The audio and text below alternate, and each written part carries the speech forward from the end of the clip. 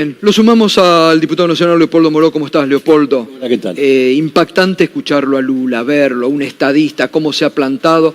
Yo me acuerdo, Lula, años atrás, fuera uno de los primeros acá, en una conferencia en la UMED, que empezó a hablar del lawfare, de lo dañino de las mentiras del periodismo, hoy volvió a hablar, y de cómo se construían las mentiras que después sufrió, y sufrió Cristina, Correa, Evo. Sí, bueno, a ver, si ves este discurso de Lula, inevitablemente lo tenés que emparentar con el discurso de Cristina de la semana pasada frente a la Cámara de Casación.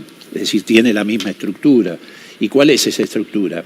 No se defienden ellos. Vos fíjate que Lula tiene razones más que suficientes para tener rencor, lo que relata de la esposa, del hermano, el nieto, y Cristina ni hablar, la persecución a los hijos. Y sin embargo, el eje lo ponen en otra cosa, en lo que sufrió el pueblo, en lo que sufrió la sociedad, en lo que sufrió en Brasil, un país donde hoy más de 250.000 de personas han muerto, más de 250.000 de personas. Y ni hablar de los derechos que han perdido. Y bueno, en la Argentina lo mismo.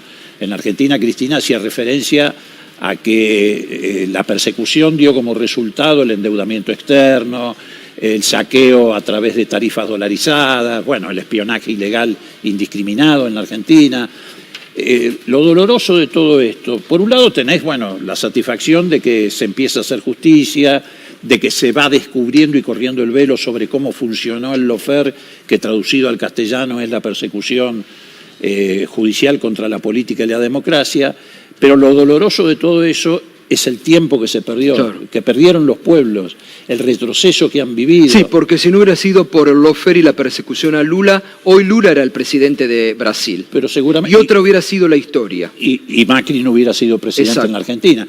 Por eso hay que subrayar mucho, incluso para nuestro propio espacio, que a veces se genera confusión. El lawfare no empezó con Macri. El lawfare empezó antes, para que Macri llegara al poder. Obvio. Fue una construcción política para que Macri llegara al poder. Una construcción política que tuvo como principal inspirador la embajada norteamericana, o las embajadas norteamericanas, a la que adhirieron, obviamente, rápidamente los grupos concentrados de la economía, que nunca pueden ganar una elección, y por eso siempre recurrían a golpes de Estado, en este caso se colgaron del lawfare. Y, por supuesto, los grandes medios de comunicación, que en general están alineados con las políticas de la embajada. Y bueno, eso empezó antes, empezó con el memorándum con Irán, con el invento del asesinato de Nisman. Han inventado un asesinato, sí. Es una cosa increíble lo que ha pasado en la justicia de la Argentina. Y ojo que en la embajada eso sigue funcionando. Todavía hay un señor en la embajada, a pesar de que Prado ha renunciado, un señor de apellido Camacho, que hace reclutamientos de fiscales en Argentina y que ha contratado a una jurista argentina, cuyo nombre tengo, para que le haga el recorrido en el espinel de fiscales. ¿Por qué de fiscales? Porque ellos siempre van por delante nuestro. Nos llevan 2 años de ventaja.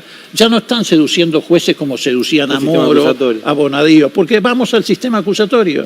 Entonces, hace 2 años que este señor Camacho está dedicado a reclutar fiscales para la embajada norteamericana. ¿Pero acá en la Argentina está? Por supuesto, acá en la Argentina.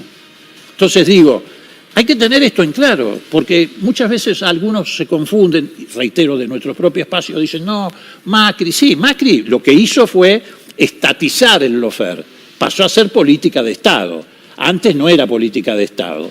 Después de que llega Macri, lo consolida como se consolidó después el terrorismo de Estado, después del 76, bueno, consolida eso como política de Estado. Entonces pone todas las estructuras del Estado, la AFI, la AFIP, la UIF, migraciones, como se ha conocido hace poco, el servicio penitenciario, todo a favor de esa política.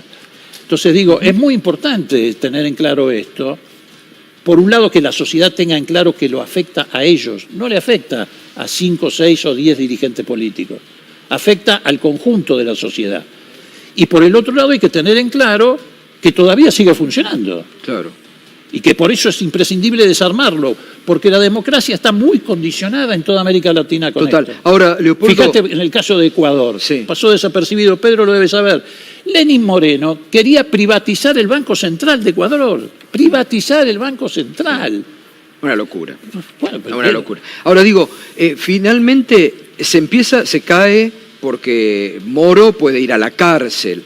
Moro puede ir a la cárcel. Acá Bonadío murió porque si no estaría en la misma situación de Moro, porque acá Lorenzetti lo traía a Moro y lo paseaba con Bonadío y daban conferencia. Ahora, también en la Argentina no solamente se empiezan a caer los testigos, los armados, sino que empieza a saltar la podrición con lo que está pasando, por ejemplo, en la Cámara de Casación. Horno, lo de Geminiani de ayer, está saltando todo a la luz. Bueno, a ver, lo que pasa es que la impunidad da para todo. La impunidad le daba a Macera no solamente para tener la ESMA funcionando, sino también para sacarle bienes a la esposa de su amante, o le daba para transferir, tenían un departamento dentro de la ESMA donde transferían escrituras, o hacían firmar de preposcriptura. Entonces vos tenés también un tipo como Geminiani que se lleva por delante ¿a quién? A las mujeres, porque no es el primer caso. No. Es más, él tuvo una sanción del Consejo de la Magistratura por un caso anterior, porque mandó a detener por la policía a una funcionaria del Poder Judicial. Por eso lo hecho de ser mujer, la atropelló, Total. misógino total. Y bueno, yo supongo que el Consejo de la Magistratura, frente a esto, que ya rompe todos los límites, tendrá que actuar de oficio. La comisión bicameral, ¿la van a impulsar, la que dijo el presidente, la rectificó el lunes el presidente? Mirá, yo creo que el Parlamento va a tomar cartas en el asunto. El formato habrá que seguir hablándolo, porque me parece que todos los sectores del Parlamento argentino tienen que involucrarse, no solamente el oficialismo. Porque esta es una situación que no es ya escandalosa, es una situación final, límite. Sí. Con esto no se puede seguir conviviendo un minuto más, la justicia no puede seguir actuando de esta manera. Y yo creo, y estamos conversando con todos los sectores, incluidos Conjuntos por el Cambio, porque la idea nuestra no es avanzar en un esquema de revancha, sino de saneamiento, que es una cosa absolutamente diferente. Absolutamente diferente. Y yo creo que el Parlamento se tiene que involucrar. Y además creo que hay que poner sobre la mesa otra vez la discusión de la ampliación de la Corte, que necesita nada más que una mayoría simple. No se puede seguir pensando que que la justicia se va a autodepurar. El propio presidente lo dijo el otro día en tu reportaje, cuando te hizo el símil con lo que pasó con Alfonsín en el 83. Ni tampoco podemos pensar que la justicia por sí misma va a llevar adelante los cambios que hacen falta. Entonces me parece que hay que pensar en una justicia que hay que cambiarla de la cabeza para abajo.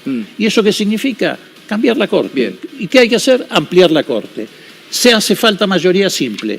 Alguien me va a decir saltando, no, pero después para designar los jueces hace falta 2/3, sí, es cierto. Claro. Pero una vez que ampliaste la Corte, abriste el juego al diálogo político, porque yo prefiero jueces conservadores que jueces deshonestos o que jueces que están al servicio de la embajada norteamericana. Gracias, Leopoldo. No, al contrario. Gracias.